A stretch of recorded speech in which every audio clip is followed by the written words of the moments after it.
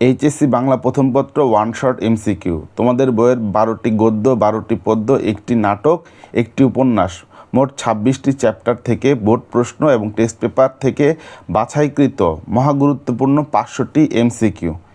এই একটি ক্লাসেই তোমার সম্পূর্ণ টেস্ট পেপারে গুরুত্বপূর্ণ যত এমসিকিউ আছে সব রিভিশন হয়ে যাবে। প্রথম গদ্য, বঙ্কিমের নব্য লেখকদিগের প্রতি নিবেদন। 1 নম্বর, বঙ্কিমচন্দ্র চট্টোপাধ্যায় কর্তৃক প্রকাশিত পত্রিকার নাম কি? পত্রিকার নাম হচ্ছে বঙ্গদর্শন। বঙ্কিমচন্দ্রের পত্রিকার নাম হচ্ছে কি? বঙ্গদর্শন। বঙ্গদর্শন পত্রিকাটি প্রথম কবে প্রকাশিত হয়? 1872 সালে। 1872 সালে প্রথম প্রকাশিত হয়। এই গল্প প্রবন্ধে বা রচনার শুরুতে লেখক কিসের জন্য লিখতে নিষেধ করেছেন? যশের জন্য লিখতে নিষেধ করেছেন। যশ হবে অ্যান্সার। এই প্রবন্ধ অনুসারে যশের জন্য লিখলে কি হয়? লেখা ভালো হয় না। লেখা ভালো হয় না, এটা হচ্ছে অ্যান্সার। অর্থের উদ্দেশ্যে লিখতে গেলে আমাদের কোন প্রবৃত্তি প্রবল হয়ে ওঠে? লোকরঞ্জন প্রবৃত্তি আমাদের প্রবল হয়ে ওঠে। অর্থের জন্য যদি লিখতে যাই তাহলে লোকরঞ্জন প্রবৃত্তি প্রবল হয়ে ওঠে। সাহিত্য রচনার উদ্দেশ্য আসলে কোনটা? মানব কল্যাণ হচ্ছে সাহিত্য রচনার উদ্দেশ্য। রচনার পারিপাট্যের বিশেষ হানিজনক কোনটি? বিশেষ হানিজনক হচ্ছে বিদ্যা প্রকাশের চেষ্টা। বিদ্যা প্রকাশের চেষ্টা এটা বিশেষ হানিজনক। বঙ্কিম কোনটাকে বাংলার ভরসা বলেছেন? বাংলার সাহিত্যকে বাংলার ভরসা বলেছেন। সাহিত্যের উদ্দেশ্য হলো কোনটি? সত্য ও সুন্দরের চর্চা করা এবং মানব জাতির কল্যাণ সাধন করা। এই দুইটা হচ্ছে সাহিত্যের উদ্দেশ্য। পাঠকের মনোরঞ্জন সাহিত্যের উদ্দেশ্য না। অ্যান্সার খ। সাময়িক সাহিত্য লেখকের পক্ষে অবনতিকর কেন? কারণ এতে ভুল ত্রুটির আশঙ্কা থাকে এবং লেখক নিজেকে শুধরে নেওয়ার সুযোগ পায় না। কম অর্থ পাওয়া যায়, এটা হবে না। এই দুইটা হচ্ছে অ্যান্সার, তার মানে খ। রচনার উৎকর্ষ সাধনে বর্জনীয়, মানে রচনার উৎকর্ষের জন্য কি কি জিনিস বর্জন করতে হবে? যশ লাভের আশা বর্জন করতে হবে, বিদ্যা প্রকাশের চেষ্টা বর্জন করতে হবে, ব্যঙ্গ ও অলঙ্কারের অযাচিত প্রয়োগ বর্জন করতে হবে। রচনার নিহিত রয়েছে, এই রচনায় কি কি বিষয় নিহিত রয়েছে? মাতৃভাষার প্রতি অনুরাগ নিহিত রয়েছে, আদর্শ লেখক হওয়ার জন্য অনুপ্রেরণা আছে এবং সৃজনশীলতা এবং মননশীলতা সমৃদ্ধি। এই তিনটা জিনিস এখানে রচনার মধ্যে আলোচনা করা হয়েছে। সমাজপতিদের খাতিরের জন্য রোমানরা প্রশংসা করে প্রবন্ধ লিখত এবং সমাজে তাদের অন্যায় এবং দুর্নীতি আড়াল করার সর্বোচ্চ চেষ্টা তারা করত। এখন জিজ্ঞেস করছে এই প্রবন্ধে বা রচনার আলোকে রোমানকে কাদের সঙ্গে তুলনা করা যায়? যাত্রাওয়ালার সাথে তুলনা করা যায়। আর এই ধরনের তুলনার কারণ কি? এই ধরনের তুলনার কারণ হচ্ছে ব্যক্তির স্বার্থের জন্য, নিজের লাভের জন্য সাহিত্য রচনা করছে, এই জন্য মানুষের অনিষ্ট সাধন করে সাহিত্য রচনা করা হয়েছে এবং সাহিত্যের মূল উদ্দেশ্য থেকে বিচ্যুত হয়েছে। তাহলে এই তিনটাই সঠিক অ্যান্সার। অ্যান্সার হচ্ছে ডি। নব্য লেখকদের প্রতি নিবেদন রচনাটা প্রথম কোন পত্রিকায় প্রকাশিত হয়? প্রচার পত্রিকায় প্রথম প্রকাশিত হয়। এবং এই রচনাটি বঙ্কিমচন্দ্রের কোন গ্রন্থের অন্তর্ভুক্ত? বিবিধ প্রবন্ধ এই গ্রন্থের অন্তর্ভুক্ত। দ্বিতীয় গদ্য, অপরিচিতা, রবীন্দ্রনাথ। অপরিচিতা গল্পে অনুপমের আসল অভিভাবক কে? অনুপমের আসল অভিভাবক তার মামা। অনুপম তার মামাকে ফগলুর বালি বলার কারণ তিনি পরিবারের সর্বময় কর্তা, এজন্য তার মামাকে উনি অনুপম ফগলুর বালি বলেছে। এই গল্পে আসর জমাতে অদ্বিতীয় কে? আসর জমাতে অদ্বিতীয় হচ্ছে হরিশ। হরিশ হচ্ছে আসর জমাতে অদ্বিতীয়। এই গল্পে সরস রসনার গুণ আছে কার? সরস রসনার গুণ আছে হরিশের।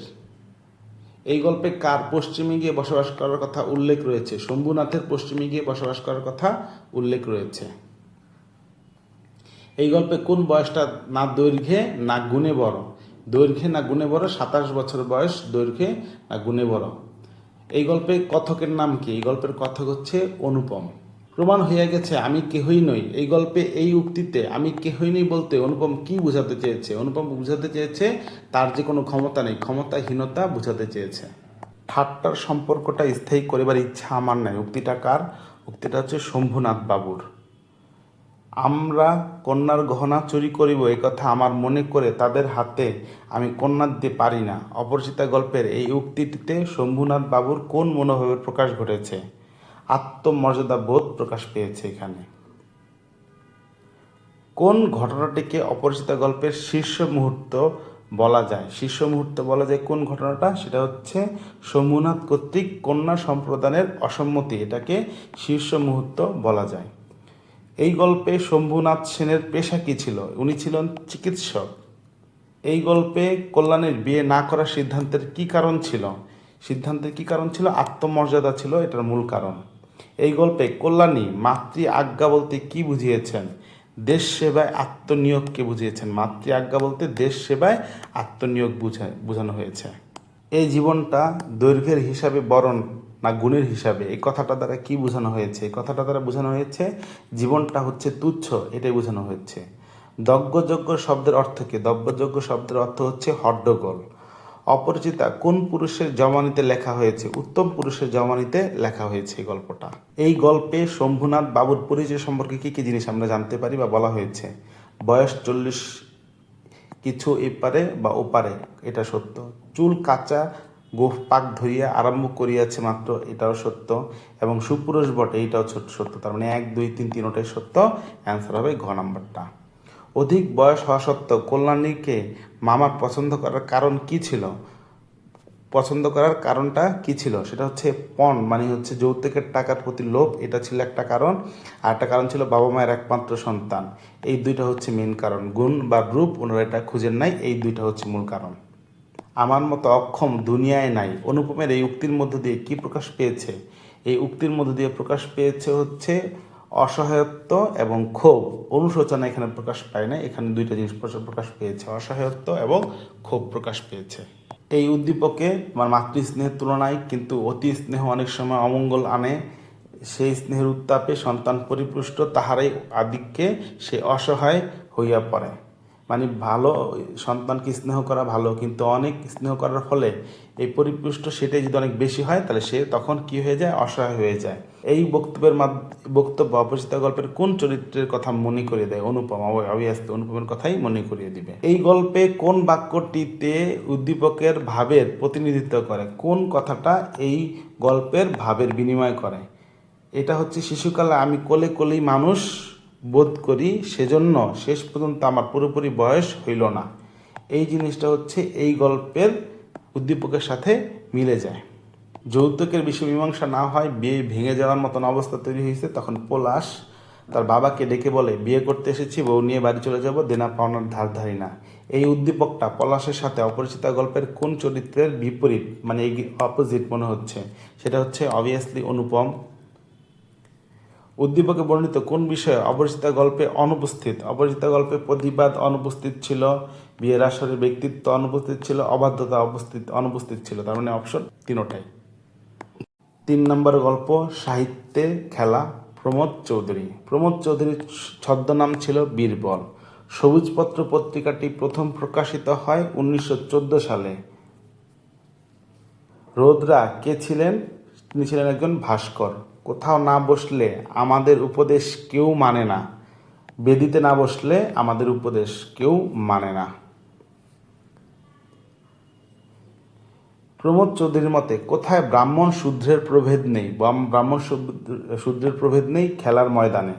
জীবজগতে একমাত্র নিষ্কাম কর্ম কি? নিষ্কাম কর্ম হচ্ছে খেলাধুলা করা, হচ্ছে একমাত্র নিষ্কাম কর্ম। লেখকের মতে সাহিত্যের উদ্দেশ্য আসলে কোনটা?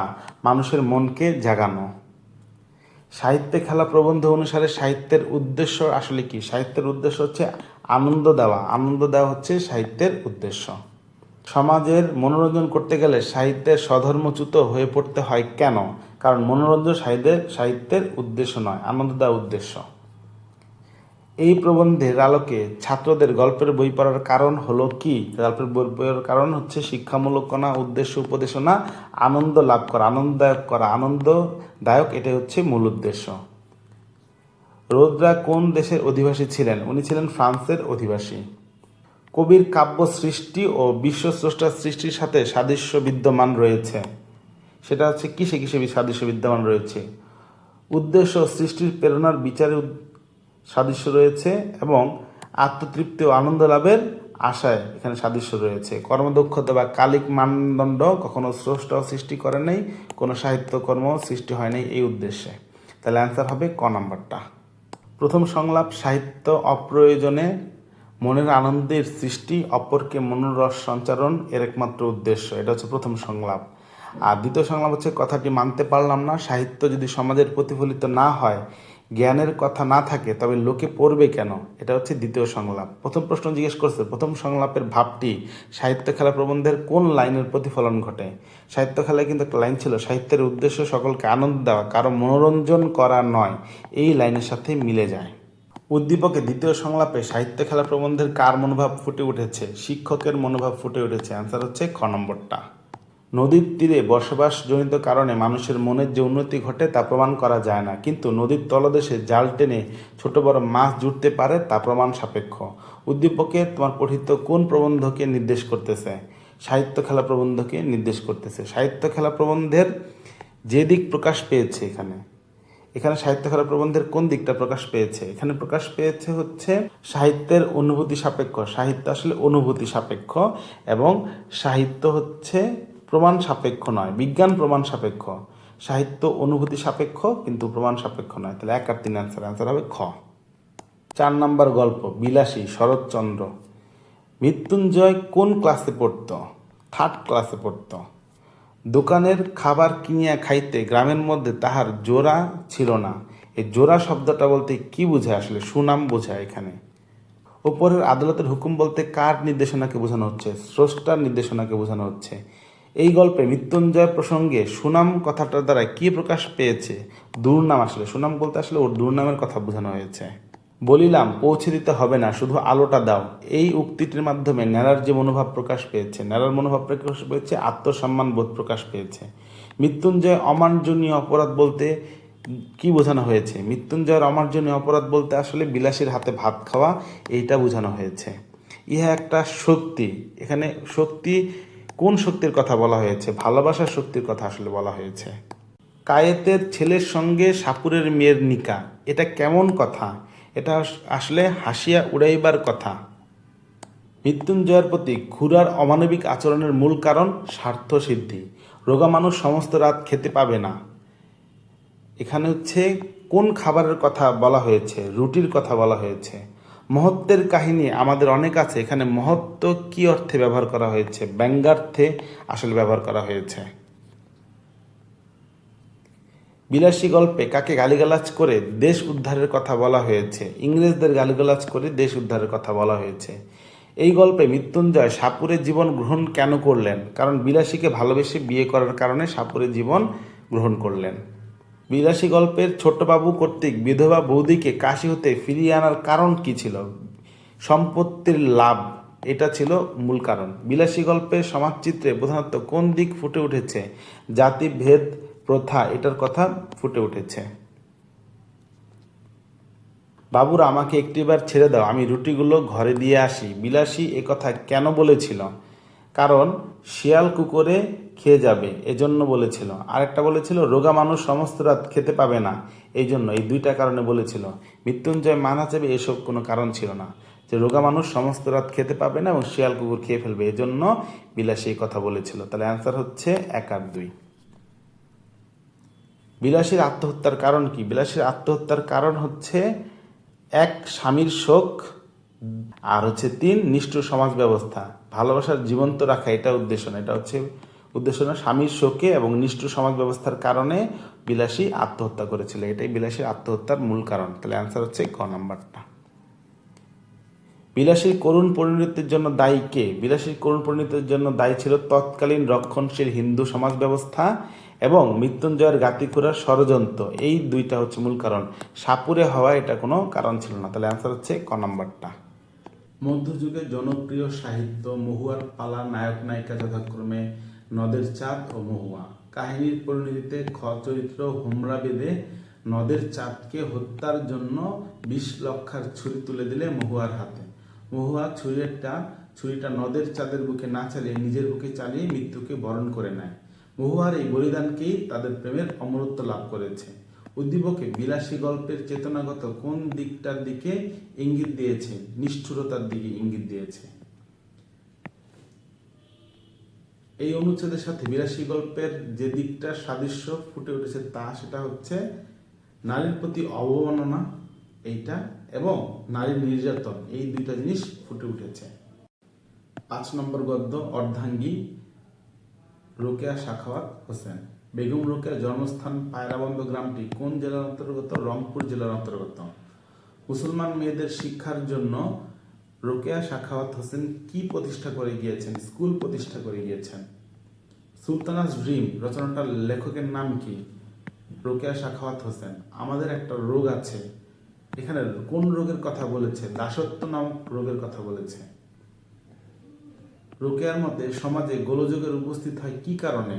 নতুন কাজ করতে গেলে সমাজে গোলযোগের উপস্থিত হয়। এই প্রবন্ধে পার্সি মহিলাদের কি মোচন হয়নি? মানসিক দাসত্ব এখনো মোচন হয়নি। পার্সি পুরুষগণ অন্ধভাবে কোন সভ্যতা অনুকরণ করেন? বিলেতি সভ্যতার অনুকরণ করেন। মানসিক দাসত্ব বলতে লেখিকা এখানে কি বুঝিয়েছেন? এখানে বুঝিয়েছেন নারীর পরাধীনতাকে মানসিক দাসত্ব বলে অভিহিত করেছেন। অর্ধাঙ্গী প্রবন্ধে স্বামিত্বের 16 আনা পরিচয় দেন কে? রাম। রাম স্বামিত্বের 16 আনা পরিচয় দেন। তরুলতা যেমন বৃষ্টির সাহায্য প্রার্থী, মেঘ সেরূপ তরুর সাহায্য চায়। এই অর্ধাঙ্গী প্রবন্ধে এই উক্তি দ্বারা আসলে কি বোঝানো হয়েছে? নারী ও পুরুষের পারস্পরিক পরিপূরক, একজন অপরের পরিপূরক, সেই জিনিসটাই বোঝানো হয়েছে। রোকেয়া সাখাওয়াত হোসেন স্বামীর স্থলে কোন শব্দ প্রচলন করতে চেয়েছেন? অর্ধাঙ্গ শব্দটা প্রচলন করতে চেয়েছিলেন উনি। অর্ধাঙ্গী প্রবন্ধে নাকের দড়ি শব্দের অর্থ কি? নাকের দড়ি শব্দের অর্থ হচ্ছে নতজানু, বাধ্য করার মতন অস্ত্র। অর্ধাঙ্গী প্রবন্ধে তরঙ্গিনী কি? তরঙ্গিনী হচ্ছে নদী, এখানে বোঝানো হয়েছে নদী। নারী অনগ্রসরতার জন্য দায়ী করেন কোন বিষয়গুলোকে? 1 নাম্বার শিক্ষা ব্যবস্থাকে, 2 পুরুষের সংকীর্ণ দৃষ্টিভঙ্গিকে, 3 প্রকৃতির মানসিক দাসত্বকে। এই 3টা জিনিসকে নারীর অনগ্রসরতার জন্য দায়ী করেছেন। 3টাই সত্য। এই প্রবন্ধে লেখকের বক্তব্যে ফুটে উঠেছে কি কি বিষয়? যুক্তির তীক্ষ্ণতা, আবেগের গাঢ়তা, দৃষ্টিভঙ্গির বিশালতা। এই 3টা জিনিসই ফুটে উঠেছে। আনসার 1, 2, 3, 3টা। আমরা স্বামীর দাসী নই, অর্ধাঙ্গী বলতে রোকেয়া সাখাওয়াত হোসেন কি বোঝাতে চেয়েছেন? এখানে বোঝাতে চেয়েছেন স্ত্রী জাতি পুরুষের অর্ধাংশ। আসলে এটা না, এটা আসলে বোঝানো হয়েছে স্ত্রী জাতি পুরুষের সুখ দুঃখের সমভাগিনী এবং স্ত্রী পুরুষ পরস্পরের সহচরী। এই 2টা জিনিস বোঝানো হয়েছে। তাহলে অ্যান্সার হচ্ছে 2 আর 3। বিশ্বে যাহা কিছু মহান সৃষ্টি চির কল্যাণকর, অর্ধেক তার করিয়াছে নারী, অর্ধেক তার নর। উপরের কবিতাংশের মর্মানুসারে নারীর সার্থক পরিচয় কোনটা? অর্ধাঙ্গী হচ্ছে নারীর সার্থক পরিচয়। সামাজিক কল্যাণ সাধনে বেগম রোকেয়ার কোন আহ্বানের সঙ্গে উপরের কবিতার সাথে মিলে যায়? যে নারী পুরুষের সম্মিলিত প্রচেষ্টা এখানে প্রকাশ হয়েছে। 6 নম্বর গদ্য যৌবনের গান, কাজী নজরুল ইসলাম।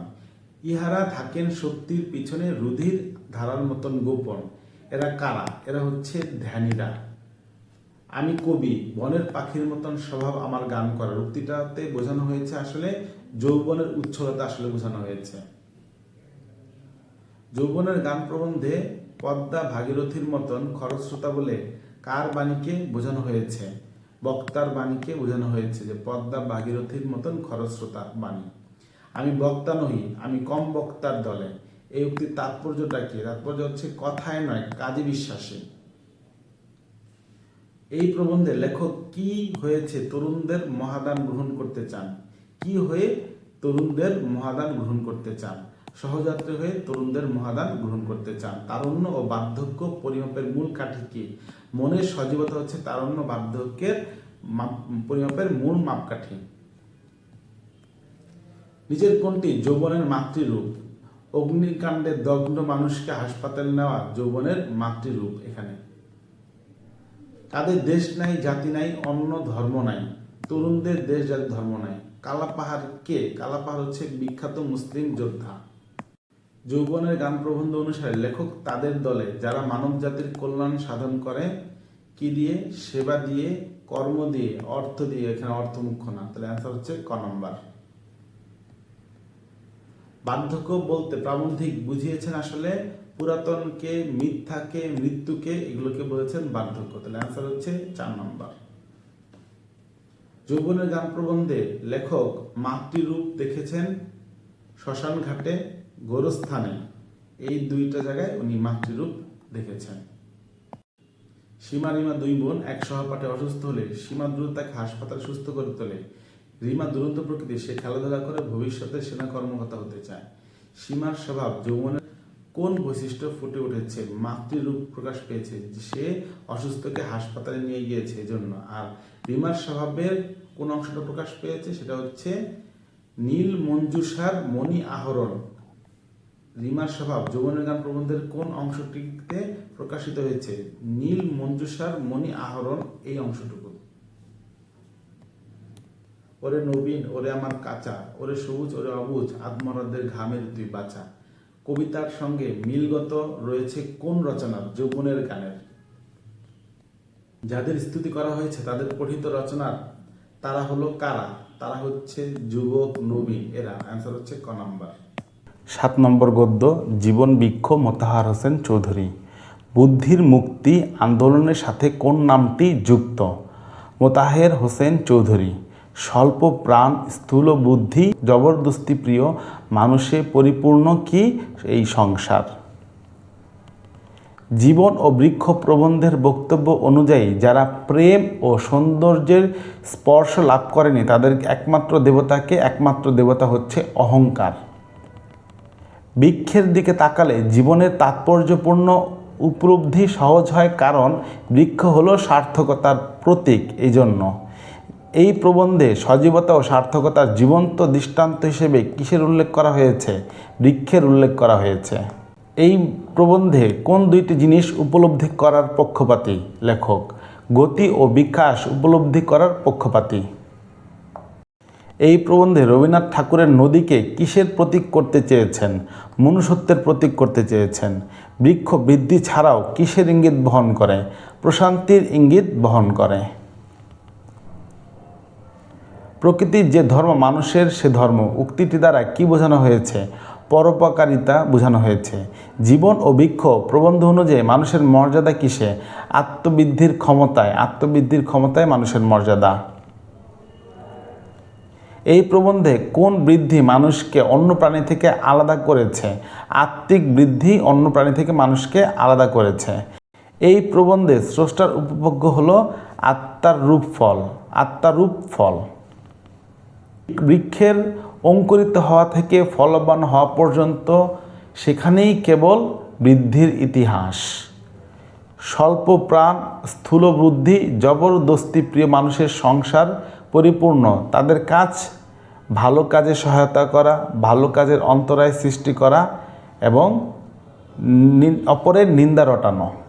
তাহলে তাদের কাজ হচ্ছে ভালো কাজের অন্তরায় সৃষ্টি করা এবং অপরের নিন্দা করা। তাহলে অ্যান্সার হচ্ছে গ নাম্বারটা। আত্মাকে মধুর ও পুষ্ট করে গড়ে তুলতে প্রয়োজন বিচিত্র অভিজ্ঞতা, প্রচুর প্রেম এবং গভীর অনুভূতি। অ্যান্সার হচ্ছে গ নাম্বারটা। এই প্রবন্ধ অনুসারে আত্মার পরিপুষ্টির জন্য প্রয়োজন কি? বিচিত্র অভিজ্ঞতা এবং গভীর সহানুভূতি, এই দুইটা জিনিসের প্রয়োজন। তাহলে অ্যান্সার হচ্ছে গ নাম্বারটা, 1 আর 3। এই যে এই কবিতা, এই লাইনের এই উদ্দীপক জীবন বৃক্ষ প্রবন্ধের কোন দিকটার ইঙ্গিত করেছে? সেটা হচ্ছে ত্যাগের ইঙ্গিত করেছে। উদ্দীপক জীবন ও বৃক্ষ প্রবন্ধের সাথে এগেনিস্টে যায় বিসাদৃশ্য হলো, সেটা হচ্ছে কি? সেটা হচ্ছে অপরের অনিষ্ট সাধনে এবং স্বার্থপরতায়।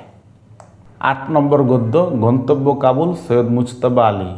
সৈয়দ মুজতবা আলী কত সালে মৃত্যুবরণ করেন? 1974 সালে। ইউরোপিয়ান তো কেউ নেই কথাটা লেখক কিভাবে বলেছিলেন?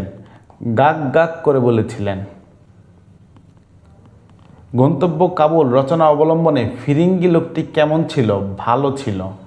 লেখকের চোখ কখন জমে যেতে লাগলো? সাহেব যখন খাবার বের করে তখন চোখ জমে যেতে লাগলো। জাকারিয়া স্ট্রিট থেকে লেখক কি নিয়ে এসেছেন? খাবার নিয়ে এসেছেন। বুড়ো বয়সে কে মাঝে মাঝে বায়োস্কোপে যায়? সর্দারজি মাঝে মাঝে বায়োস্কোপে যায়।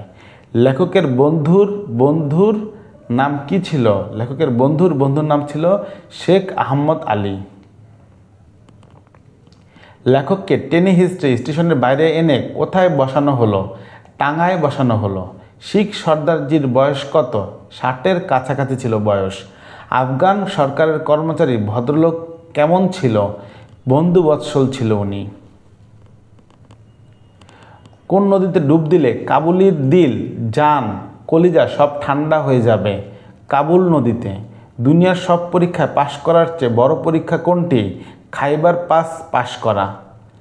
আফগান সরাইয়ের দূরত্ব কত? 8 মাইল দূরত্ব। কারা শহরে গিয়ে ভদ্রলোক হওয়ার চেষ্টা করে? গরিব মেয়েরা। হক কথা তবে কিনা বাজে খরচ। এখানে হক কথা বলতে যা বোঝানো হয়েছে সত্য কথা, সঠিক কথা, পুণ্যের কথা বোঝানো হয়নি। তাহলে অ্যান্সার হচ্ছে ক নম্বরটা। মিথুন পাহাড়ে দেখার শখ অনেক দিন থেকে। এবার গ্রীষ্মের ছুটিতে তিনি গিয়েছিলেন খাগড়াছড়ি। আঁকাবাঁকা পাহাড়ের পথ, দুধারে বন জঙ্গল দেখে তিনি অভিভূত হয়ে পড়েন। পাহাড়ের গা বেয়ে নেমে আসে ঝর্ণা, জল, আলোটিলা, গুহায় রোমাঞ্চকর অভিযাত্রা, ভীষণভাবে নানা দেয় বিভিন্ন জাতি, ধর্ম, বর্ণের পাহাড়ি অধিবাসীর সঙ্গে মিশে তার বিচিত্র একটা অভিজ্ঞতা হয়। গন্তব্য কাব্য রচনার কোন দিকটা এই উদ্দীপকের মাধ্যমে প্রকাশিত হয়েছে? সৌন্দর্য, প্রিয়তা। প্রকাশিত বৈশিষ্ট্যকে নিচের কোন বাক্যে বিদ্যমান? এখানে হচ্ছে দুই দিক থেকে 1000 ফুট উঁচু পাহাড়ের ন্যাড়া পাহাড় এবং এর গান ও সৌরভ মিশে গিয়েছে, এই দুইটা বৈশিষ্ট্য এখানে প্রকাশিত হয়েছে। 9 নম্বর গদ্য মাসি পিসি মানিক বন্দ্যোপাধ্যায়। মানিক বন্দ্যোপাধ্যায়ের পিতৃপ্রদত্ত নাম কি ছিল? প্রবোধ কুমার বন্দ্যোপাধ্যায়। মাসি পিসি গল্পে যোগু আর সেই যোগু নেই কথাটা দ্বারা কি বোঝানো হয়েছে? চারিত্রিক পরিবর্তন বোঝানো হয়েছে। বজ্জাত হোক খুনে হোক জামাই তো। মাসি পিসি গল্পের এই পিসির এই উক্তির মধ্যে দিয়ে কী প্রকাশ পেয়েছে? সামাজিকতা ও দায়িত্ববোধ। মাসি পিসি গল্পে আল্লাদির দিকে কে ছলছল চোখে তাকায়? বুড়ো রহমান। ঈদশো তন্দার ঘরে কে শিউরে উঠে? আল্লাদে। শকুনরা উড়ে এসে বসে পাতাশূন্য শুকনো গাছটা। এখানে শকুন কিসের প্রতীক? শকুন এখন মনন্তরের প্রতীক। কলেরায় আল্লাদির পরিবারের কতজন সদস্যকে হারিয়েছিল? কলেরায় আল্লাদির পরিবারের 3 জন সদস্যকে হারিয়েছিল। মাসি পিসি গল্পের সংগ্রামী জীবনের কোন দিকটা কাজের সাথে সম্পৃক্ত ছিল না? অন্যের বাসায় কাজ করা, এই কাজটার সাথে সম্পৃক্ততা ছিল না তাদের, আর বাকি সবগুলোতেই ছিল। মাসি পিসির মধ্যে গভীর ভাব গড়ে ওঠার কারণটা কি? আল্লাদির দায়িত্ব কাঁধে পড়া। দুজনে মিলে কাজ করলে যেন একজন করছে, উক্তিটা দিয়ে বোঝানো হয়েছে মাসি পিসির বোঝাপড়াটা বোঝানো হয়েছে। মাসি পিসি গল্পের খলনায়ককে? খলনায়ক হচ্ছে গোকুল। এই গল্পে মাসি পিসি কেন কাছারি বাড়ি যেতে রাজি হয়নি? আল্লাদির নিরাপত্তার শঙ্কায় যেতে রাজি হয়নি। গল্পটাতে প্রথম কোন পত্রিকায় প্রকাশিত হয়েছে? পূর্বাশা পত্রিকায় প্রথম প্রকাশিত হয়েছে। এই গল্পে মাসি পিসির একতার কারণ কোনটি? কারণ হচ্ছে উভয় বিধবা, আল্লাদির প্রতি দায়িত্বশীল এবং জীবন সংগ্রামী, এই তিনটাই হচ্ছে অ্যান্সার। দারোগা বাবু এসে বসে আছেন বাবুর সাথে, এই গল্পের এই বাক্যে প্রকাশ পায় আসলে কি? এখানে প্রকাশ পায় বাবুর সাথে দারোগা বাবুর সুসম্পর্ক রয়েছে, দারোগা বাবুর হুকুম পালন করতে হবে এবং দারোগা বাবু মাসি পিসির বিচার করতে এসেছেন, এই তিনটাই প্রকাশিত হয়েছে। অ্যান্সার হচ্ছে গ নম্বর। শুনে রাজা কহে বাপু জানতো হে, করেছি বাগানখানা পেলে 2 বিঘে, প্রস্থে ও দীর্ঘে সমান হইবে, টানা ওটা দিতে হবে। উদ্দীপকে রাজার সাথে এই গল্পে সাদৃশ্য চরিত্র কোনটি? গোকুল। উদ্দীপকে এই গল্পের কোন দিকটা প্রকাশ পেয়েছে? আধিপত্যবাদ প্রকাশ পেয়েছে। 10 নম্বর গদ্য কপিল দাস শওকত আলী। শওকত আলী কত সালে 21শে পদকে ভূষিত হন? 1990 সালে।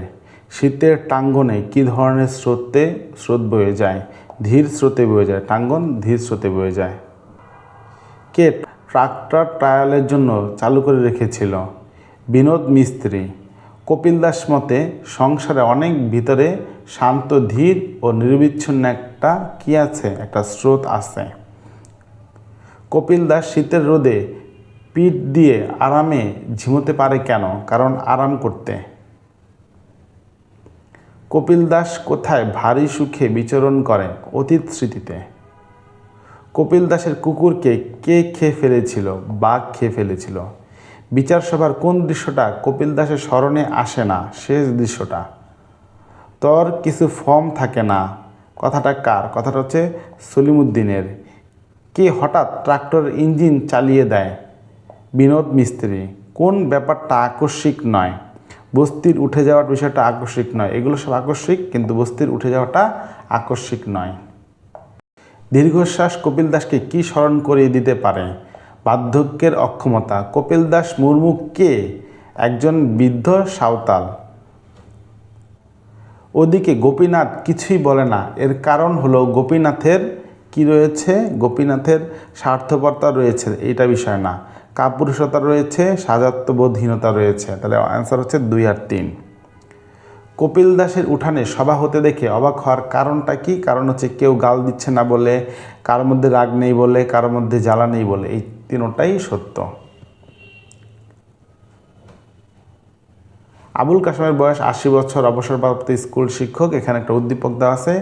তো বাড়িতে ছেলের বউ তাকে নিতান্তই বোঝা মনে করে, এই আচরণে কষ্ট পেয়ে তিনি একদিন বাড়ি ছেড়ে চলে যান। কপিল দাস মুর্মুর শেষ কাজ। গল্পের ভাবগত মিলের কারণ হলো 1 নম্বর হচ্ছে ছেলের অবহেলা, 2 নম্বর হচ্ছে কাছের মানুষের বঞ্চনা। এই দুইটা হচ্ছে মূল কারণ। তাহলে অ্যান্সার হচ্ছে ক নম্বরটা। আবুল কাসেমের সাথে গল্পের কোন চরিত্রের মিল আছে? কপিল দাসের মিল আছে।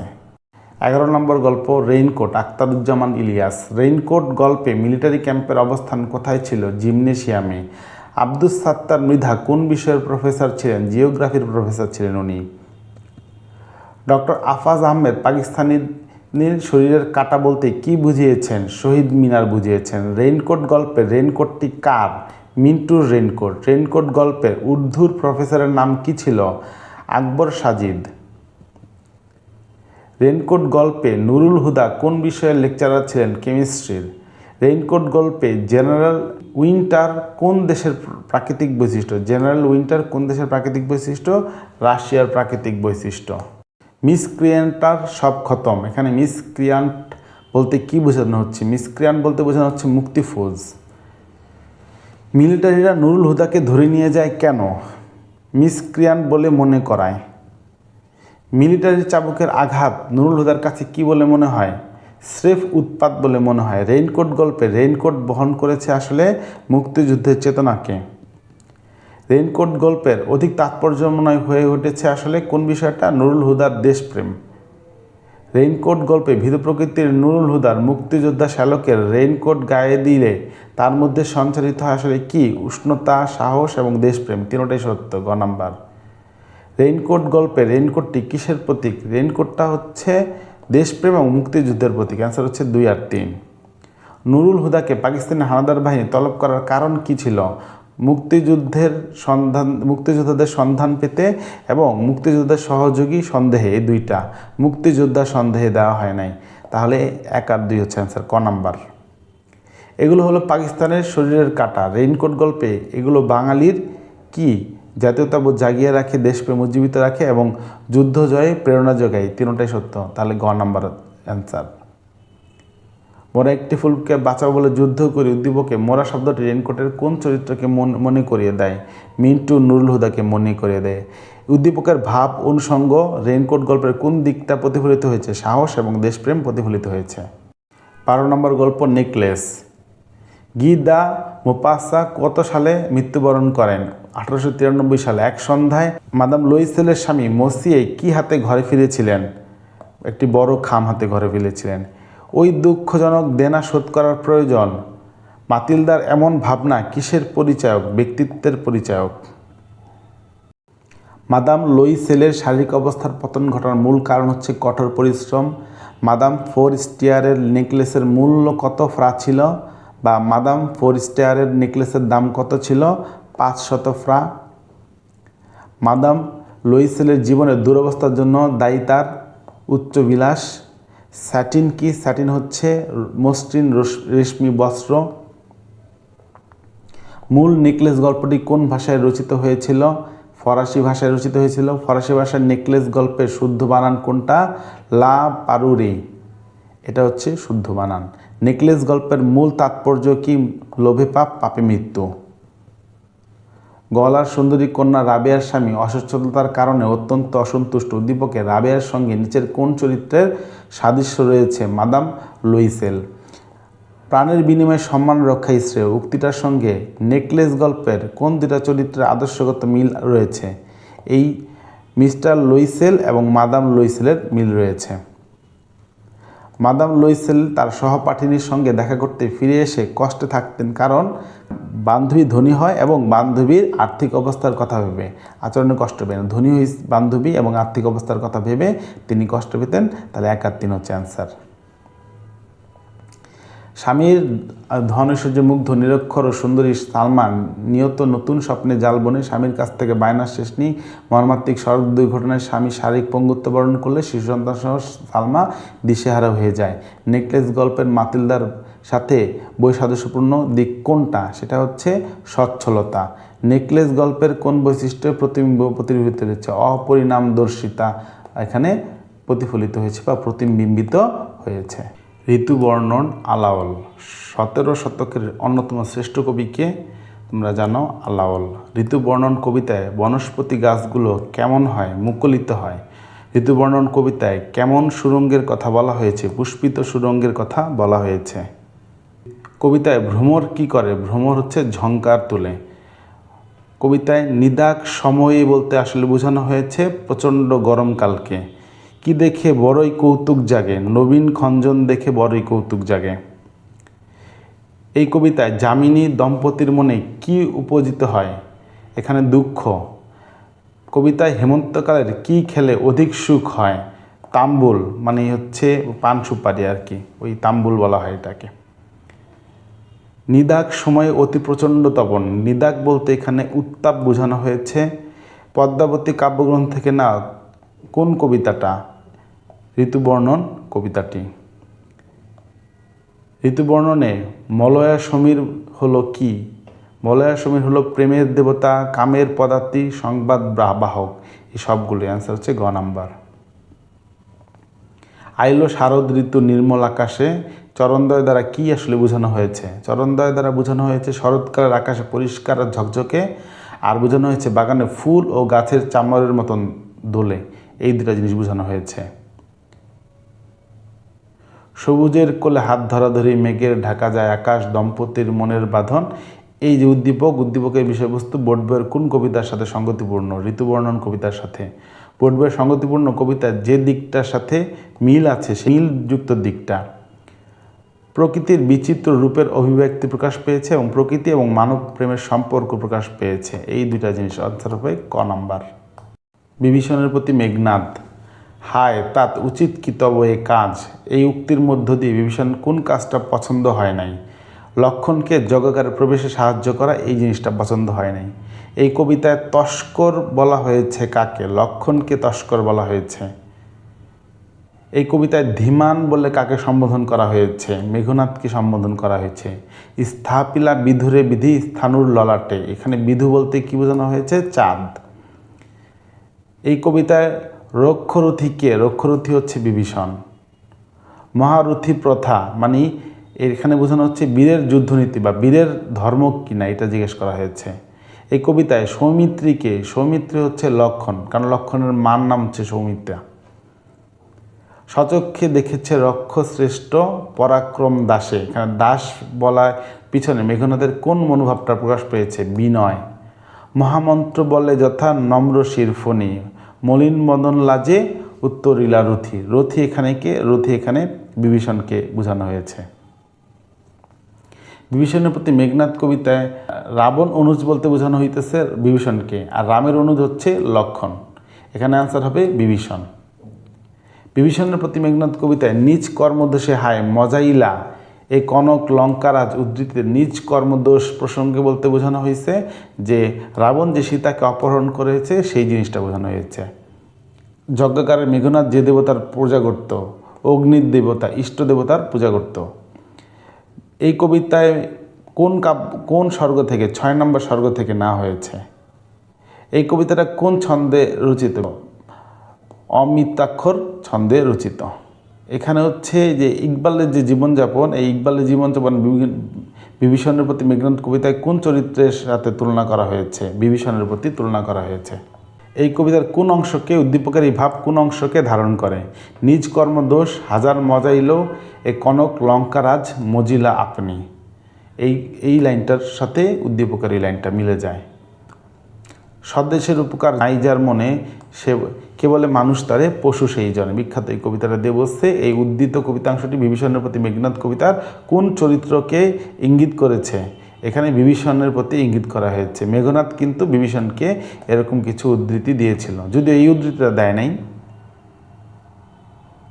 সোনার তরী রবীন্দ্রনাথ। রবীন্দ্রনাথ সাহিত্যে নোবেল পান কবে? বিখ্যাত 1913 সালে। ঘন বর্ষা শব্দটি কবিতার মূলত কি বোঝানো হয়েছে? তুমুল বর্ষা। চারিদিকে বাঁকা জল করিছে খেলা, এখানে বলতে অনন্ত কালস্রোতকে বোঝানো হয়েছে। কোন সময়ের কথা বলা হয়েছে? প্রভাতের সময়ের কথা বলা হয়েছে। ওগো তুমি কোথাও যাও কোন বিদেশে, এখানে মাঝিকে জিজ্ঞেস করছে, এখানে তুমি হচ্ছে মাঝি। সোনার তরী কবিতা আক্ষেপ নিচের কোন পঙ্ক্তিতে প্রকাশ পেয়েছে? আক্ষেপ প্রকাশ পেয়েছে যাহা ছিল নিয়ে গেল সোনার তরী, এই জিনিসটা প্রকাশ পেয়েছে আক্ষেপ এই লাইনে। এই কবিতার মূল ভাব ফুটে উঠছে কোন লাইনে? এই কবিতার আমি তো মরে যাব চলে যাব রেখে যাব সবই, এই যে সোনার তরী তোমার। খড় পারসা বলতে কি বোঝানো হয়েছে? খড় পারসা বলতে তরলের মতন ধারালো বর্ষা বোঝানো হয়েছে। ফসলের জমির চারদিকে বেষ্টিত জলরাশি কিসের প্রতীক? কাল স্রোতের প্রতীক। এই কবিতায় মহাকালের প্রতীক কোনটি? মাঝি মহাকালের প্রতীক। সোনার ধান বলতে এখানে কি বোঝানো হয়েছে? সৃষ্টকর্ম। সোনার তরী কবিতায় সোনার ধান বলতে কি বোঝানো হয়েছে? সৃষ্টি সম্ভার সৃষ্টিকর্ম। সোনার তরী কবিতায় সোনার ধান কিসের প্রতীক? সোনার ধান সৃষ্টিকর্মের প্রতীক। বাঁকা জল বলতে কি বোঝানো হয়েছে? মহাকাল।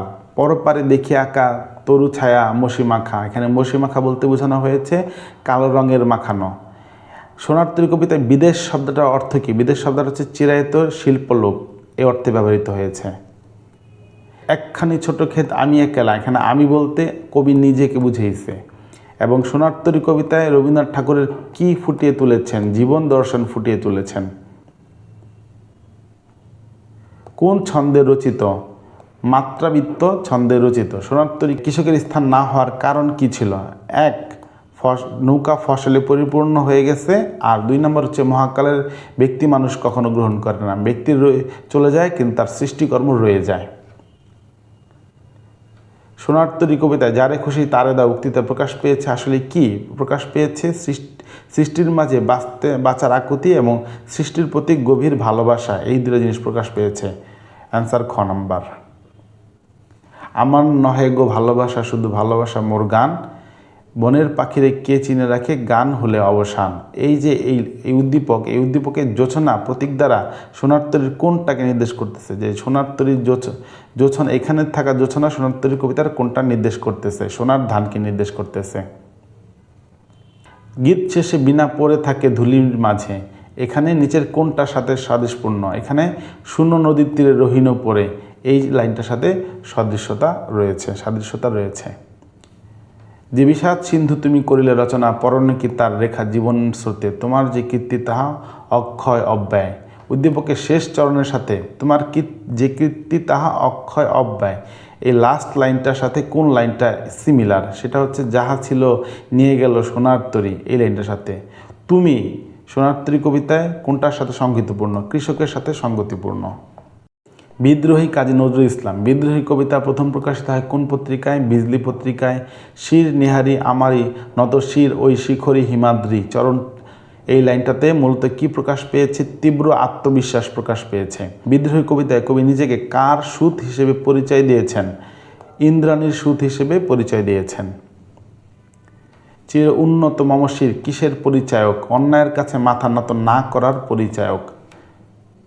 নিচের কোন চরণটি বিদ্রোহী কবিতার মূল ভাব প্রকাশিত হয়েছে? মম এক হাতে পাকা বাঁশের বাঁশরি, আর অন্য হাতে আর কি? আর হাতে রণতুর্য। এটা বিদ্রোহী কবিতার মূল ভাব এই লাইনের মাধ্যমে প্রকাশিত হয়েছে। এই লাইনটাতে চরণটাতে কি প্রকাশ পেয়েছে? এখানে পেয়েছে প্রেম এবং দ্রোহ, এটা প্রকাশ পেয়েছে। ঐতিহাসিক চরিত্র কোনটি? ঐতিহাসিক চরিত্র হচ্ছে চেঙ্গিস খান। কবি কাকে কুর্নিশ করেন এই কবিতায়? কবি কুর্নিশ করেন নিজেকে। এই কবিতায় কবি নিজেকে কার শিষ্য বলে পরিচয় দিয়েছেন? বিশ্বামিত্রের শিষ্য বলে পরিচয় দিয়েছেন। আমি শ্যামের হাতের বাঁশরি বিদ্রোহী কবিতায় পঙ্কোক্তি কবির কোন সত্তার প্রকাশ পেয়েছে? প্রেমিক সত্তার প্রকাশ পেয়েছে। কবি বিশ্বকে নিক্ষয়িত্র করতে চান কেন? কারণ করতে চান পৃথিবীতে যেন শান্তি প্রতিষ্ঠা হয়, যুদ্ধ করার মতন যেন কেউ না থাকে। চির উন্নত, চিহ্ন উন্নত শির কথাটি কিসের পরিচায়ক? অন্যায়ের সামনে মাথা নত না করা। বিদ্রোহী কবিতায় নটরাজ বলতে কাকে বোঝানো হয়েছে? মহাদেবকে বোঝানো হয়েছে। বিদ্রোহী কবিতায় প্রণবনাদ বলতে কি বুঝিয়েছেন? প্রণবনাদ হচ্ছে ওঙ্কার ধ্বনি। বিদ্রোহী কবিতায় কবির কোন কাব্যগ্রন্থ থেকে সংকলিত? অগ্নিবীণা কাব্যগ্রন্থ থেকে সংকলিত। নিচের কোনটিতে প্রেমের প্রসঙ্গ আছে? প্রেমের প্রসঙ্গ আছে 1 নাম্বার মম বাঁশরি তানে পাশরি, আর 3 নাম্বার আমি অফিয়াসের বাঁশরি। এই যে 1 আর 3। মহাপ্রলয়ের সাথে সম্পর্ক আছে কার? মহাপ্রলয়ের সাথে সম্পর্ক আছে ইসরাফিলের সিঙ্গার এবং নটরাজের। অ্যান্সার হচ্ছে গ নাম্বার। লাথিমার ভাঙরে তালা, এই লাইনের উদ্দীপকের বিদ্রোহী কবিতার কোন চরণের সাথে সাদৃশ্যপূর্ণ? আমি দুর্বার, আমি ভেঙে করি সব চুরমার, এটার সাথে সাদৃশ্যপূর্ণ। উদ্দীপকে বিদ্রোহী কবিতার কোন ভাব প্রকাশ পেয়েছে? অন্যায় অত্যাচারের বিরুদ্ধে বিদ্রোহ, এই জিনিসটা আসলে প্রকাশ পেয়েছে। সুচেতনা জীবনানন্দ দাশ। কে জীবনানন্দ দাশের কবিতাকে চিত্ররূপময় বলে আখ্যা দিয়েছেন? রবীন্দ্রনাথ। জীবনানন্দ দাশ সুচেতনাকে দূরতর দ্বীপ রূপে কল্পনা করেছেন কেন? সুচেতনা সকলের মাঝে বিরাজমান নয় বলে। রণরক্ত সফলতা বলতে কি বোঝানো হয়েছে? সভ্যতার বিকাশে যুদ্ধ আর রক্তপাত বোঝানো হয়েছে। সুচেতনা কবিতায় কবিপ্রাণ কোথায় ঘুরছে? রূঢ় রৌদ্রে ঘুরতেছে। সুচেতনা কবিতায় কবিপ্রাণ রূঢ় রৌদ্রে ঘুরছে, কেন ঘুরছে? সেটা হচ্ছে মানুষকে মানুষের মতন ভালোবাসতে ঘুরছে সে। পৃথিবীর গভীরতর অসুখ এখন, এই লাইনের মাধ্যমে কি প্রকাশ পেয়েছে? সমকাল নিয়ে হতাশা প্রকাশ পেয়েছে। মানুষ তো ঋণী পৃথিবীর কাছে, এটার দ্বারা কি প্রকাশ পেয়েছে? ইহলৌকিকতা প্রকাশ পেয়েছে। সুচেতনা কবিতায় কার হাত ধরে পৃথিবী ক্রমমুক্তি হবে? মনীষীর হাত ধরে। এ বাতাস কি পরম সূর্য করজ্জ্বল, এই লাইনটার মাধ্যমে কি প্রকাশ পেয়েছে? এই লাইনের মাধ্যমে প্রকাশ পেয়েছে আশাবাদ প্রকাশ পেয়েছে। সুচেতনা সর্বত্র বিস্তারিত বিরাজমান নয় কেন? কারণ ক্ষমতা, আধিপত্য, লোভ সুচেতনার পরিপন্থী। সুচেতনা কবিতায় কবি মনে করেন মানুষের শুভচিন্তা দ্বীপের মতন বিচ্ছিন্ন, সর্বত্র বিরাজমান নয়। এই দুইটা, তাহলে অ্যান্সার হবে কি? ক নম্বর। এই পৃথিবীর রণরক্ত সফলতা হত্যা, এই লাইনের মাধ্যমে কি প্রকাশ পেয়েছে? এই লাইনের মাধ্যমে মানুষের বিফলতা সফলতা নিয়ে পরম আশাবাদ, এবং মানুষের বিফলতা সফলতার দ্বন্দ্ব অতীতে ছিল, এখনও আছে, এবং মানুষের বিফলতা সফলতার দ্বন্দ্ব অতীতে ছিল, ভবিষ্যতেও থাকবে। এই তিনোটাই সঠিক। পৃথিবীর গভীরতর অসুখ এখন, এই লাইনটার মাধ্যমে কি প্রকাশ পেয়েছে? মানুষের সভ্যতার ক্ষয়িষ্ণুতার প্রবণতা এবং মানুষের বিপন্ন বর্তমান, এই দুইটা প্রকাশ পেয়েছে। অ্যান্সার হবে ক নম্বর। যত ক্লান্তি যত ব্যথা যাক না সব দূরে, আজ শিশিরে ভেজা ভোরে, এই লাইনের সাথে উদ্দীপকের বিষয়বস্তুর সাথে কোন কবিতার মিল রয়েছে? সুচেতনা। উদ্দীপকে কবি উভয় ক্ষেত্রে প্রকাশ পেয়েছে কি? প্রকাশ পেয়েছে প্রাকৃতির মাঝে মুক্তির আস্বাদ এবং প্রকৃতির ও মানব মনের সম্পর্ক, এই দুইটা। অ্যান্সার হবে গ নাম্বার 2 আর 3। প্রতিদান জসীমউদ্দিন। কবি জসীমউদ্দিন কত খ্রিস্টাব্দে জন্মগ্রহণ করেন? 1903। আমার এই ঘর ভাঙিয়াছে যে বা আমি বাঁধি তার ঘর, এই লাইনে বোঝানো হয়েছে পরোপকার। আপন করিতে কাঁদিয়া বেড়াই যে মোরে করেছে পর, এই লাইনের মধ্যে বোঝানো হয়েছে মানব প্রীতি। প্রতিদান কবিতায় কবি কার ঘর বাঁধে? যে কবির ঘর ভেঙেছে তার ঘর বাঁধে কবি। প্রতিদান কবিতায় কে পথের বিভাগী হয়েছে? কবি স্বয়ং পথের বিভাগী হয়েছে। এই কবিতায় রজনী জাগার কথা বলা হয়েছে। কেমন রজনী জাগার কথা বলা হয়েছে? দীঘল রজনী জাগার কথা বলা হয়েছে। এই কবিতায় কবির বুকে যে আঘাত হেনেছে তার জন্য তিনি কি করেন? তিনি কাঁদেন। যে গেছে বুকে আঘাত হানিয়া তার লাগিয়ে আমি কাঁদি, এই লাইনটি দ্বারা কি বোঝানো হয়েছে? সর্বসহা মনোভাব। যে মোরে দিয়েছে বিষে ভরা বান আমি দেই তারে বুক ভরা গান, বিষে ভরা বান অর্থ কি? এখানে কটু কথা বোঝানো হয়েছে। এই কবিতায় বিষে ভরা বানের পরিবর্তে কি দেন? বুক ভরা গান দেন। বিষে ভরা বান দিয়েছেন, প্রতিদানে কবি কি দিয়েছেন? বুক ভরা গান দিয়েছেন। বুক ভরা গান বলতে এখানে কি বোঝানো হয়েছে? ভালোবাসা। কাটা পেয়ে তারে ফুল করি দান সারাটি জনমভর, এই লাইনে কি বোঝানো হয়েছে? এখানে বোঝানো হয়েছে পরোপকার। যে মুখে সে কহে নিঠুরিয়া বাণী, এই পরের চরণ হবে কোনটা? পরের চরণ হবে আমি লয়ে করে তারই মুখখানি, এইটা হচ্ছে খ নম্বর অ্যান্সার। প্রতিদান এই কবিতা কাব্যগ্রন্থের অন্তর্গত, বালুচর কাব্যগ্রন্থের অন্তর্গত। এই কবিতায় কবির মুখ্য বিষয় কি? মুখ্য বিষয় হচ্ছে পরার্থপরতা। এই কবিতায় অনিষ্টকারীকে কি করেছেন? এই ক্ষমা করে দিয়েছেন। এই কবিতায় কবি কিভাবে পৃথিবীকে সুন্দর বাসযোগ্য করতে চেয়েছেন? অনিষ্টকারীর উপকার করার মাধ্যমে, অনিষ্টকারীকে ক্ষমা করার মাধ্যমে, অর্থাৎ অ্যান্সার ক। এই কবিতায় মূল উপজীব্য হলো কি? মূল উপজীব্য ক্ষমা, উদারতা, পরার্থপরতা। গাহি সাম্যের গান, মানুষের চেয়ে বড় কিছু নাই। এই লাইনের সাথে প্রতিদান কবিতার কোন ভাবটাকে ধারণ করেছে? সাম্যবাদ ধারণ করেছে। উদ্দীপকে এবং কবিতায় কি প্রকাশ পেয়েছে? প্রকাশ পেয়েছে মানুষের প্রতি ভালোবাসা, মানুষের শ্রেষ্ঠত্ব। তাহারই পরে মনে সুফিয়া কামাল। তাহারই পরে মনে কবিতায় বসন্তের আগমন সত্ত্বেও কবি নীরব কেন? কবি নীরব তার কারণ হচ্ছে ব্যক্তিগত গভীর শূন্যতার কারণে। হে কবি নীরব কেন? ফাগুন যে এসেছে ধরায়। এই লাইনটাতে নীরব কেন বলতে কবির কোন অবস্থা প্রকাশ পেয়েছে? দৈনন্দিন জীবনের নিষ্ক্রিয়তার কথা প্রকাশ পেয়েছে। বাতাবি নেবুর ফুল ফুটেছে কি? এই কবিতায় এই চরণ দ্বারায় কি প্রকাশিত হয়েছে? কবির হাহাকার। কবিভক্ত কবিকে প্রশ্ন করেছেন কেন? কারণ কবির উন্মনা বলে এই কারণে প্রশ্ন করেছেন। তরি তার এসেছে কি? এই কবিতায় তরি কিসের অর্থ প্রকাশ পেয়েছে? বসন্ত বুঝিয়েছে বা বসন্তের প্রতীক বুঝিয়েছে। দেখেছি কি সে আমায়, শুনি নাই রাখিনি সন্ধান। এখানে সে কে? এখানে সে আসলে বসন্ত ঋতু। এই কবিতায় কার প্রতি কবি তীব্র বিমুখতা রয়েছে? বসন্তের প্রতি। এই কবিতায় বসন্তের বিমুখতা দিয়ে কি বোঝানো হয়েছে? উদাসীনতা বোঝানো হয়েছে। ওগো কবি রচিয়া লহনা আজও গীতি। কবিভক্ত কবিকে এই লাইনে কি রচনার কথা বলেছে? বসন্ত বন্দনার রচনার কথা বলেছে। কবিতায় কবি কাকে মাঘের সন্ন্যাসী রূপে কল্পনা করেছেন? শীতকে। কবিতায় পুষ্পশূন্য দিগন্তের পথে চলে গেছে কে? মাঘের সন্ন্যাসী। দক্ষিণ দুয়ার গেছে খুলি, চরণটা দ্বারা কি বোঝানো হয়েছে? কবির উদাসীনতা। ফুল কি ফোটেনি শাখে? এরকম প্রশ্ন করেছেন কেন? তার কারণ হচ্ছে উদাসীনতার জন্য। কোহেলি শব্দের অর্থ কি? কোহেলি শব্দের অর্থ কুয়াশা। এই কবিতার গঠনরীতি কোন বৈশিষ্ট্যের? নাটকীয় বৈশিষ্ট্যের। এই কবিতায় নীরব কেন বলতে কি বোঝানো হয়েছে? নীরব বলতে কবির উদাসীনতা হয়ে আছেন কেন? কবি কেন বসন্তকে সম্বোধন করতেছেন না? কবি কেন কাব্য রচনায় সক্রিয় হচ্ছেন না? এই জিনিসগুলো নীরব কেন বলতে বোঝানো হয়েছে। এই কবিতা অনুসারে বসন্ত ঋতুতে মানব মনে আনন্দ বিরাজ করে, আমন মুকুল ফুটে, দক্ষিণা বাতাস বইতে শুরু করে। সবগুলোই সত্য। অ্যান্সার গ।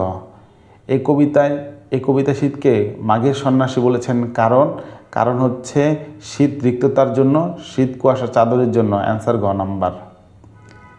সাজেক ভ্যালিতে ঘুরতে গিয়েছে হাসান, অপরূপ সৌন্দর্য কিছুতেই মন বসাতে পারতেছে না। তার কক্সবাজার ঘুরতে গিয়ে চোরাবালিতে ডুবে যাওয়া বন্ধুর কথা মনে পড়তেছে। এই উদ্দীপকে অপরূপ সৌন্দর্যই তাহারে মনে পড়ে কবিতার কোন ঋতুর সাথে সাদৃশ্যপূর্ণ? বসন্ত ঋতুর সাথে সাদৃশ্যপূর্ণ। এই কবিতায় যুগপৎভাবে ফুটে উঠেছে কি? যুগপৎভাবে ফুটে উঠেছে নির্লিপ্ততা, স্মৃতিকাতরতা এবং প্রিয়জন হারানোর বেদনা। তিনটাই সত্য। গ নাম্বার অ্যান্সার। ভুলিতে পারি না তারে ভোলা যায় না। এই কবিতায় নিচের কোনটির সাথে সাদৃশ্যপূর্ণ? সেটা হচ্ছে মাঘের সন্ন্যাসীর সাথে সাদৃশ্যপূর্ণ। তারে মানে মাঘের সন্ন্যাসী। এই কবিতা উভয় ক্ষেত্রে প্রকাশিত হয়েছে কি বিষয়? প্রকাশিত হয়েছে স্মৃতিকাতরতা এবং হারানো বেদনা। এই জিনিসটা প্রকাশিত হয়েছে। পদ্মা, ফররুখ আহমদ। জীবনের পথে পথে অভিজ্ঞতা কুড়ায়ে প্রচুর। কাদের কথা বলা হয়েছে? জলদস্যুদের। পদ্মা কবিতায় ঢের সমুদ্রের স্বাদ বলতে কি বোঝানো হয়েছে? প্রচুর অভিজ্ঞতা সঞ্চয়। জলদস্যুদের বর্ণ পাণ্ডুর হয়েছে কি দেখে? পদ্মার তরঙ্গ ভঙ্গ দেখে। কঠিন শ্রমের ফল হিসেবে সংগ্রামী মানুষ কি পেয়েছে? শস্য পেয়েছে। পদ্মায় সবুজ সমারোহ বলতে কবি কি বুঝিয়েছেন? নদীর তীরে শস্যের ভাণ্ডার। জীবনের অজস্র সম্ভার কখন ভেসে গেছে? বর্ষায় ভেসে গেছে। জেগেছে তবু পরিপূর্ণ আহ্বান বলতে এখানে বোঝানো হয়েছে নব উদ্যমে জীবন শুরু করারকে বোঝানো হয়েছে। মৃত জড়তার বুকে খুলেছে মুক্তির স্বর্ণদ্বার। এখানে কথার তাৎপর্য হচ্ছে প্রাকৃতিক সম্পদের প্রাচুর্য, এটা বোঝানো হয়েছে। হারমাদ কারা? হারমাদ হচ্ছে পর্তুগিজ জলদস্যুরা। কবিতায় পদ্মার ভয়ঙ্কর রূপ বোঝানো হয়েছে দুরন্ত হামারদের স্বতন্ত্র রূপ বর্ণনার মাধ্যমে আর বর্ষার স্রোতে সব ভাসিয়ে নিয়ে নেওয়ার মাধ্যমে। পদ্মা তীরবর্তী মানুষকে সংগ্রামী মানুষ বলার কারণ হচ্ছে 1 নাম্বার প্রকৃতির সঙ্গে সংগ্রাম করে বাঁচে বলে, তাহলে এটা সত্য, এবং লড়াই করে খাদ্যশস্য ফলায় বলে, এটাও সত্য, তাহলে অ্যান্সার হচ্ছে গ নাম্বার।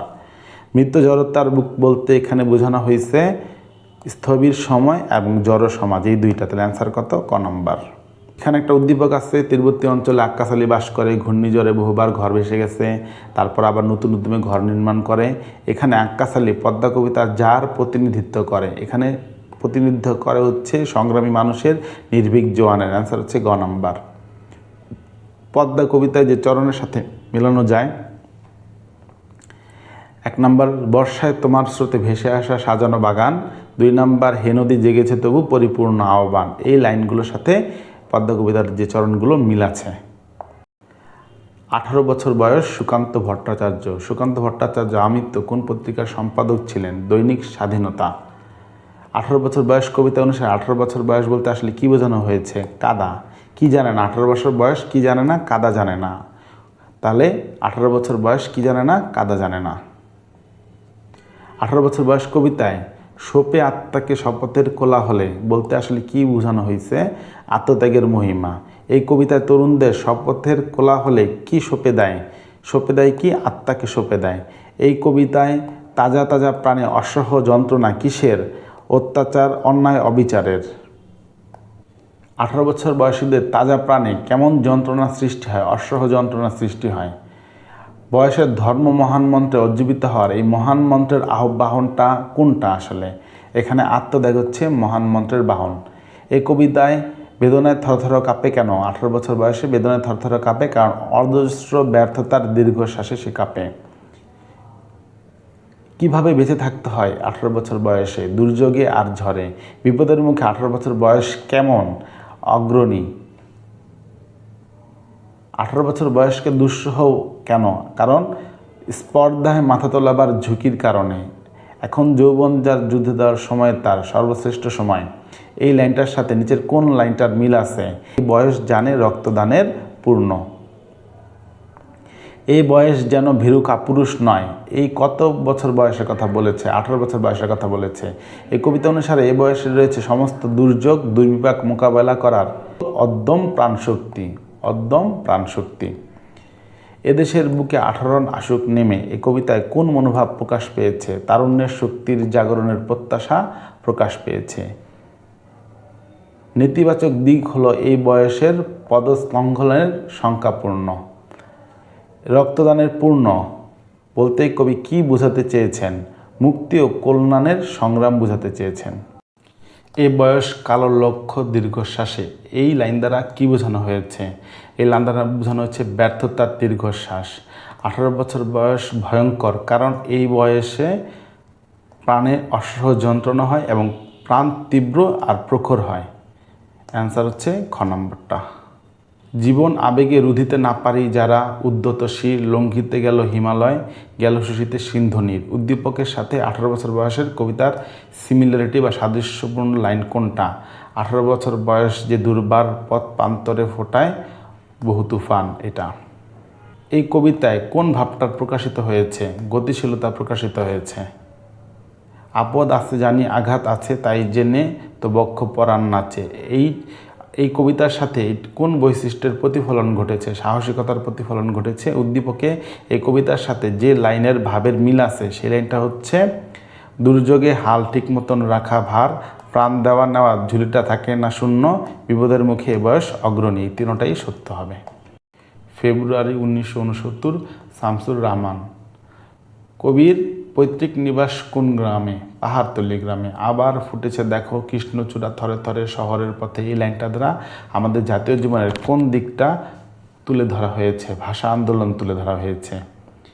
এই লাইনের মাধ্যমে এই কৃষ্ণচূড়া ফুল কোথায় ফুটেছে? শহরের পথে পথে। ভাষা শহীদদের রক্তের বুদবুদ কোনটি? ভাষা শহীদের রক্তের বুদবুদ হচ্ছে কৃষ্ণচূড়া। এই কবিতায় কোন ফুলের কথা উল্লেখ করা হয়েছে? কৃষ্ণচূড়া। কৃষ্ণচূড়া আমাদের কিসের রং? চেতনার রং। এই কবিতা 21-এর কৃষ্ণচূড়া আমাদের কিসের প্রতীক? চেতনার প্রতীক। 21-এর কৃষ্ণচূড়া চেতনার রঙই। উল্লেখিত চেতনার প্রকৃতি কি? সংগ্রামী প্রকৃতির। এই কবিতায় কৃষ্ণচূড়া কিসের ইঙ্গিত দেয়? চেতনার ইঙ্গিত দেয়। কমলবন হচ্ছে তছনছ বলতে আসলে বোঝানো হচ্ছে মানবিকতা, সুন্দর ও কল্যাণের জগৎ ধ্বংস হচ্ছে, এটা বোঝানো হচ্ছে। কবিতায় শূন্যে ফ্ল্যাগ তোলা মানে হচ্ছে সালাম দেওয়া বোঝানো হচ্ছে। সালাম হাতে কিসের মতন বর্ণমালা ঝরে? সালাম হাতে কিসের মতন বর্ণমালা ঝরে? নক্ষত্রের বর্ণমালা ঝরে। শহীদ সালামের নাম কতবার উল্লেখ করা হয়েছে? এখানে 4 বার উল্লেখ করা হয়েছে। হৃদয়ে হরিত উপত্যকা দ্বারা কি বোঝানো হয়েছে? পূর্ব বাংলা বোঝানো হয়েছে।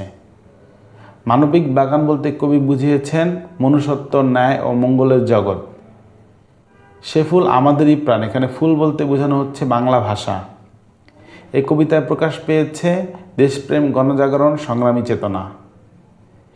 কোন শহীদদের স্মৃতিচারণ করা হয়েছে? এখানে স্মৃতিচারণ করা হয়েছে ভাষা শহীদ এবং গণ অভ্যুত্থানের শহীদদের। অ্যান্সার হচ্ছে 3 নাম্বার। ঘাতকের অশুভ আস্তানায় মানুষের অবস্থা ছিল কেমন? কেউ মরা, কেউ আদমরা, কেউ জেদি বিপ্লবী ফেটে পড়া। অ্যান্সার 3টাই, 1, 2, 3, 4 মানে ঘ নাম্বার, এটা অ্যান্সার। এই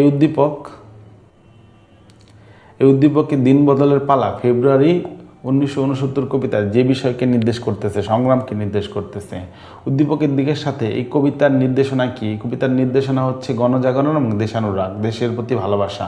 অ্যান্সার হচ্ছে ক নাম্বারটা। মাতৃভাষা দিবসে যেমন খুশি তেমন সাজতে সজীব সেজেছে ভাস্কর্য রূপে, তার সমস্ত শরীরে আছে বর্ণমালা।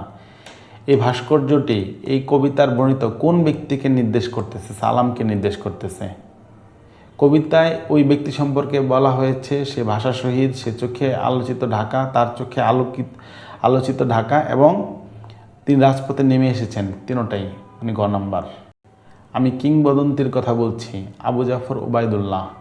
এই কবিতায় অনুসারে পুরুষের করতলে কিসের সৌরভ ছিল? পলিমাটির সৌরভ ছিল। এই কবিতায় রক্তাক্ত জবার মতন ক্ষত দ্বারা কি বোঝানো হয়েছে? আঘাতের চিহ্ন বোঝানো হয়েছে। কবির মতো জিহ্বায় উচ্চারিত প্রতিটি সত্য শব্দ কি? কবিতা। কর্ষিত জমির প্রতিটি শস্যদানা কি? কবিতা। এই কবিতায় যে কবিতা শুনতে জানে না সে কি শুনবে? সে শুনবে ঝড়ের আর্তনাদ। এই কবিতায় উজ্জ্বল জানালা কিসের প্রতীক? উজ্জ্বল জানালা মুক্ত জীবনের প্রতীক। এই কবিতায় ভালোবাসা দিলে কে মরে যায়? মা মরে যায়। এই কবিতায় ভালোবাসা দিলে মা মরে যায়, এই চরণটার তাৎপর্যটা কি? দেশের জন্য সন্তানের মায়া ত্যাগ করা মা, এটা বোঝানো হয়েছে। এই কবিতা অনুসারে কিভাবে যুদ্ধ আসে? ভালোবেসে যুদ্ধ আসে। এই কবিতায় কবির অনুরাগ ছুঁয়ে গেছে কিসে? মুক্তিযুদ্ধ।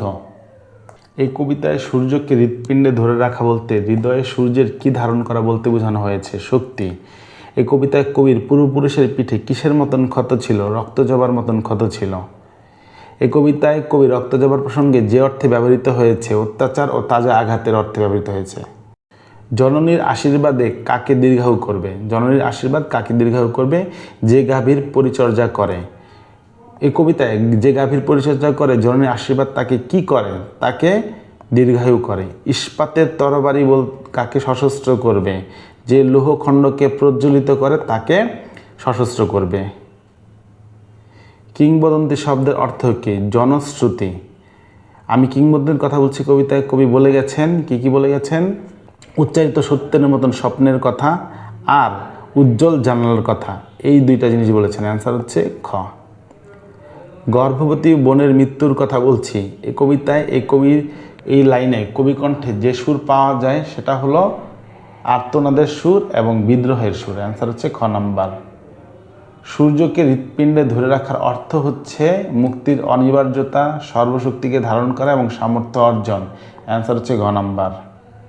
আমি বাংলায় দেখি স্বপ্ন, আমি বাংলায় বাঁধি সুর, এই লাইনের মাধ্যমে বাংলার মায়াভরা পথে হেঁটেছি এতটা দূর। এর সাথে এই কবিতার সাদৃশ্যপূর্ণ বিষয়গুলো কি কি? ইতিহাস মনস্কতা এবং ঐতিহ্যপ্রিয়তা। অ্যান্সার হচ্ছে ক নাম্বার। এই কবিতার মূল বক্তব্য কবিতার কোন লাইনের মাধ্যমে ব্যক্ত হয়েছে? আমি আমার পূর্বপুরুষের কথা বলছি। কাটাহেরি ক্ষান্ত কেন কোমল তুলিতে, দুঃখ বিনা সুখ লাভ হয় কি মোহিতে। এই উদ্দীপকের সাথে কবিতার কোন লাইনের সিমিলারিটিজ আছে বা কোন লাইনকে সমর্থন করে? সেটা হচ্ছে সশস্ত্র সুন্দরের অনিবার্য অভ্যুত্থান কবিতা। আমি কিংবদন্তির কথা বলছি কবিতায় যে বিষয়ে প্রকাশিত হয়েছে সেটা হইতেছে ত্যাগের শিকার এবং ফল ভোগ, এই জিনিসগুলো প্রকাশিত হয়েছে। প্রত্যাবর্তনের লজ্জা আল মাহমুদ। আল মাহমুদের জন্মের সাথে জড়িয়ে আছে কোন জেলার নাম? ব্রাহ্মণবাড়িয়া জেলার নাম। সোনালী কামিন কাব্যগ্রন্থের রচয়িতাকে? আল মাহমুদ। ট্রেন ছেড়ে দেওয়ার কবির অনুভূতি কেমন ছিল? হতাশাগ্রস্ত। নিঃস্বপ্ন নিদ্রাকে কবি কি বলে অভিহিত করেছেন? নিহত হওয়া। কবির ভাষায় তিনি কোন স্টেশনে পৌঁছেছিলেন? অক্ষেত্র স্টেশনে পৌঁছেছিলেন। লাল সূর্য ওঠাকে কবি কিসের মতন বলেছেন? নির্লজ্জের মতন বলেছেন।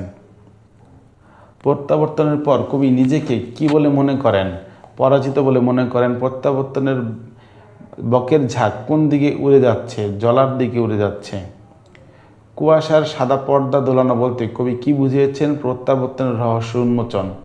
কুয়াশার সাদা পর্দা দোলানো বলতে কবি বুঝিয়েছেন প্রত্যাবর্তনের রহস্য উন্মোচন।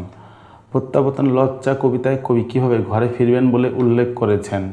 কুয়াশার পর্দা দোলাতে দোলাতে তিনি ঘরে ফিরবেন।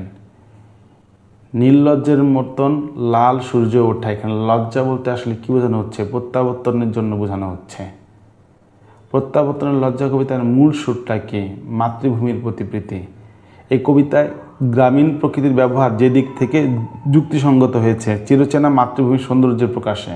হতাশার মতন হঠাৎ দারুণ হুইসেল দিয়ে গাড়ি ছেড়ে দিয়েছে। গাড়ি ছেড়ে দেওয়াকে কবি হতাশার মতন বলেছেন, তার কারণ হচ্ছে মনের অভিব্যক্তি বোঝাতে পরাজয়ের গ্লানি থেকে এবং নৈরাশ্যবোধ থেকে। এই তিনটাই গ নাম্বার অ্যান্সার। আবার আমি ঘরে ফিরব অন্তরালে, কথাটার অন্তরালে কবির যে অনুভূতি লুকিয়ে আছে সেটা হচ্ছে আত্ম অনুসন্ধান, শিকড়ে ফিরা এবং প্রকৃত রহস্য উন্মোচন। এই তিনটাই অ্যান্সার হচ্ছে গ নাম্বার। এই কবিতায় ফুটে উঠেছে কি? শিকড়ে ফেরার অনুভূতি, কবির আত্ম অনুসন্ধান এবং বাংলার চিরায়িত পারিবারিক চিত্র, এইটা প্রকাশিত হয়েছে। ফিরে চল মাটির টানে, এই যে কবিতা, এই কবিতার সাথে এই কবিতার যে ভাব প্রতিফলন ঘটেছে সেটা হচ্ছে কি? সেটা হচ্ছে অস্তিত্বের শিকড়ের টান এবং প্রকৃতির সাথে জীবনের ঘনিষ্ঠতা, এই দুইটা অ্যান্সার গ নাম্বার। এই কবিতায় উক্ত ভাবের বহিঃপ্রকাশ ঘটেছেন কোন লাইনে? কোন লাইনে প্রকাশ পেয়েছেন? কুয়াশার সাদা পর্দা দোলাতে দোলাতে আবার আমি ঘরে ফিরিব, এটার মাধ্যমে। সিরাজউদ্দৌলা সিকান্দার আবু জাফর, এই নাটকে অঙ্ক সংখ্যা কয়টা? 4টা অঙ্ক। প্রথম অঙ্কের প্রথম দৃশ্যের স্থান কোন জায়গাটা? ফোর্ট উইলিয়াম দুর্গ। যত বড় মুখ নয় তত বড় কথায় নাটকটি সিরাজউদ্দৌলা নাটকের সংলাপটি কার? আসলে কেলটনের সংলাপ। ব্রিটিশ সিংহ ভয়ে লেজ গুটিয়ে নিলে এ বড় লজ্জার কথা, উমিচাঁদের এই উক্তি দ্বারা কি প্রকাশ পেয়েছে? বিদ্রূপ। ফোর্ট উইলিয়াম দুর্গ আক্রমণের প্রাক্কালে ইংরেজ বাহিনীর সাদা নিশানা উড়ায় কেন? কারণ সন্ধি স্থাপনের জন্য।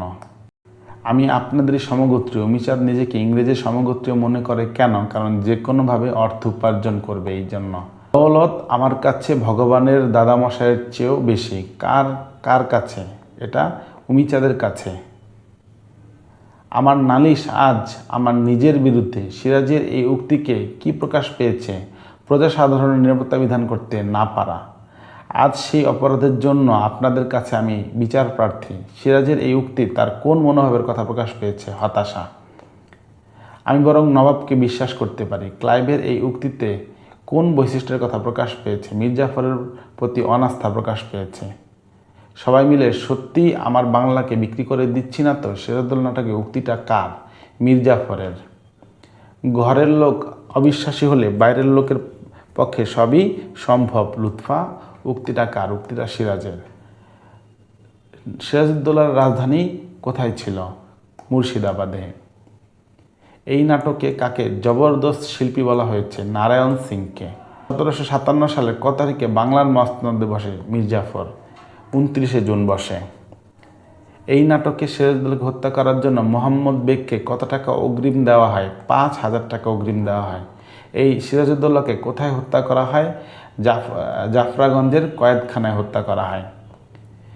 নাটকের শেষ সংলাপটা কার? শেষ সংলাপটা হচ্ছে মোহাম্মদী বেগের শেষ সংলাপ।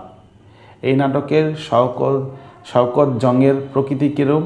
শওকত জংয়ের প্রকৃতি হচ্ছে অকর্মণ্য, ক্ষমতা নির্লিপ্ত এবং মদাসক্ত। নবাবের কোনো ক্ষমতা নেই। এই সিরাজউদ্দৌলা নাটকে ক্লাইভের এ কথার অর্থ কী? অর্থ হচ্ছে এখানে নবাব শাসক হিসেবে দুর্বল এবং নবাবের নিকটজন অবিশ্বস্ত। তাহলে অ্যান্সার হবে গ নাম্বারটা। মিলন সিরাজউদ্দৌলার বিরুদ্ধে যেসব অভিযোগ শুনিয়েছিল সেগুলো ছিল 1 নম্বর দরবারের পদস্থ আমির ওমরাদের মর্যাদাহানি, আর হচ্ছে 3 নম্বর বাংলার জনসাধারণগণের উৎপীড়ন। এই দুইটা জিনিস বলেছিল। স্বার্থের কারণে কায়েম সাহেব জীবনের চরম বিপর্যয়ের সময় স্ত্রীপুত্র দুনিয়া সরে যায়, অথচ বিশ্বস্ত ভৃত্য মকবুলের জীবন শেষ দিন পর্যন্ত কায়েম সাহেবকে সেবা দিতে বদ্ধপরিকর। এই যে ভৃত্য মকবুল সিরাজউদ্দৌলা নাটকের কোন চরিত্রের অনুরূপ? সেটা হচ্ছে নারায়ণ সিং চরিত্রের অনুরূপ। এই নাটকে যে ভাব প্রকাশ পেয়েছে উদ্দীপকে যে ভাব প্রকাশ পেয়েছে স্বার্থান্ধতা, ব্যক্তি জীবনে বিপর্যয় এবং বিশ্বস্ততা, এটা প্রকাশ পেয়েছে। 1971 সালে মুক্তিযুদ্ধের একটা উদ্দীপক দেওয়া আছে। সিরাজউদ্দৌলা নাটকে বাঙালির চরিত্রের কোন দিকটা এখানে ফুটে উঠেছে? সুবিধাবাদী দিকটা এখানে ফুটে উঠেছে। নাটকের মানুষগুলো সাদৃশ্যপূর্ণ দিক হলো কি? 1 নম্বর স্বার্থবাদিতা, 3 নম্বর অদূরদর্শিতা।